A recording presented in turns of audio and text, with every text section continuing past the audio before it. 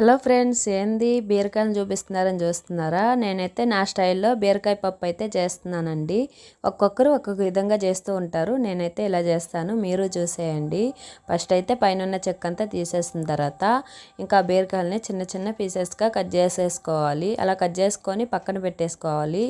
నేనైతే పెసరపప్పు అయితే 1 గ్లాస్ వేసుకున్నానండి. 1 గ్లాస్ వేసుకొని ఒక 4 నిమిషాలు అలా నానబెట్టేసిన తర్వాత ఇంకా 3 టైమ్స్ శుభ్రం చేసేసుకోవాలండి. శుభ్రం చేసేసుకున్న తర్వాత ఇంకా పెసరపప్పుని కుక్కర్లో వేసుకొని కట్ చేసుకున్నాం కదండి బీరకాయలు, అది వేసేసుకోవాలి కుక్కర్లో. ఇంకా 2 టమాటా వేసా, ఒక ఎర్రగడ్డ అయితే వేసా. నేనైతే పచ్చిమిర్చి 2 వేసా. లాస్ట్లో కరివేపాకు కొంచెం వేసా. అల్లం వెల్లుల్లి పేస్ట్ కానీ వేసానండి నేను. ఇంకా అల్లం వెల్లుల్లి పేస్ట్ వేసేసిన తర్వాత కొంచెం పసుపు, టేస్ట్కి తగ్గ కారం వేసుకొని చింతపండు, ఉప్పు అయితే కొంచెం వేస్తా, లాస్ట్లో వేస్తానండి నేనైతే. ఇంకా వాటర్ పోసేసి అలా కలిపేసి కుక్కర్ మూత అయితే జాగ్రత్తగా వేయాలండి. నాకైతే చాలా భయం, అసలు కుక్కరే అంతగా యూస్ చేయను, ఇప్పుడే యూస్ చేస్తున్నా. ఇంకా 3 విజిల్స్ వచ్చేదాకా బాగా ఉడికించేసిన తర్వాత ఇంకా గ్యాస్ ఆపేయాలండి. మెత్తగా చేసేసుకోవాలి.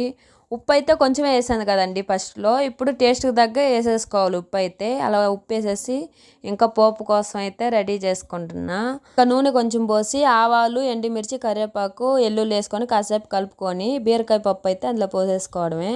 5 నిమిషాలు అలా ఉడికించాలండి. అయితే బీరకాయ చెక్కుతా కానీ పచ్చడి చేస్తున్నా. నెక్స్ట్ వీడియోలో చెప్తా. Boy friend.